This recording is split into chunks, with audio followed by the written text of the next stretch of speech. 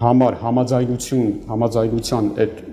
համաձայնություն ունենալով Ադրբեջանի ու Թուրքիայի հետ, եւ այս ճանապարհը որպես այդպիսին երբեք չի լինելու խաղաղության ճանապարհ,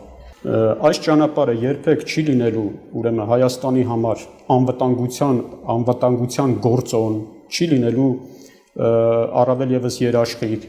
ինքը Հայաստանի համար, այսպես ասած, աղետալի վնասների հնարավորությամբ սպառնալիք է եւ Հայաստանի իշխանության կողմից սա չարդարացված եւ այդպիսի վնասների հնարավորությամբ ռիսկ է։ Պարոն Սարգսյան, ինչ գործընթացներ են կիրառվում մեր երկրի դեմ, որոնցից պետք է կամ անհրաժեշտ է պաշտպանվել։ Այս համատեքստում են, թե նաեւ ներքին։ Ուրեմն ընդհանրապես այսպես ասեմ, որ գործընթացները հիմա ես կասեմ, ինչ գործընթացներ նախքին միտքս վերջացնեմ, ուրեմն մենք պետք է հասկանանք, որ բացի մեր ունեցած գիտելիքներից գոյություն ունեն այնպիսի գիտելիքներ եւ այնպիսի իմացություն, որը չի դասավանդվում բուհերում։ Դրանք հատուկ թաքցվել են եւ այդ մարդիկ այդպիսի գիտելիքներով մարդկանց համար ստեղծել են,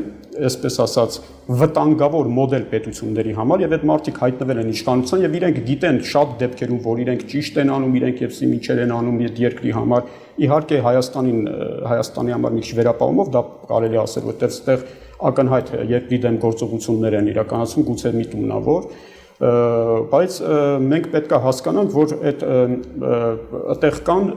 նախատեսումներ եւ այդ հզոր ուժեր են դրանք եւ պետք է հասկանալ, որ այդ ուժերի դեմ հակակշիռներ ստեղծելու համար այդ կարեւորությունը շատ հրատապ է եւ մենք պետք է այդ քայլերը փորձենք անենք։ Իսկ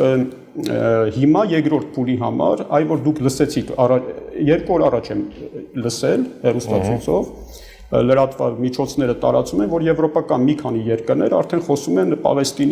Պաղեստին պետության անկախության հռչակման մասին, ընդունման մասին եւ այլն։ Դա վաղուց նախատեսված ուրեմն իրադարձություն է, դա հրահանգված է Եվրոպական միության ղեկավար պետություններին։ Այս իմ ասած 6 ենթափուլանոց շրջանում երկրորդ ենթափուլի համար աշխարհակաղակական ակտերից մեկը հենց Իսրայել-Պաղեստին հարաբերությունների այդ հատվածն է եւ նախատեսված է անկախության հռչակում Իսպաղեստին պետության համար։ Եվ այն բաները, որ դուք տեսնում եք Տրամպի գործողությունների եւ այլն, այդ ամեն ինչը ինքը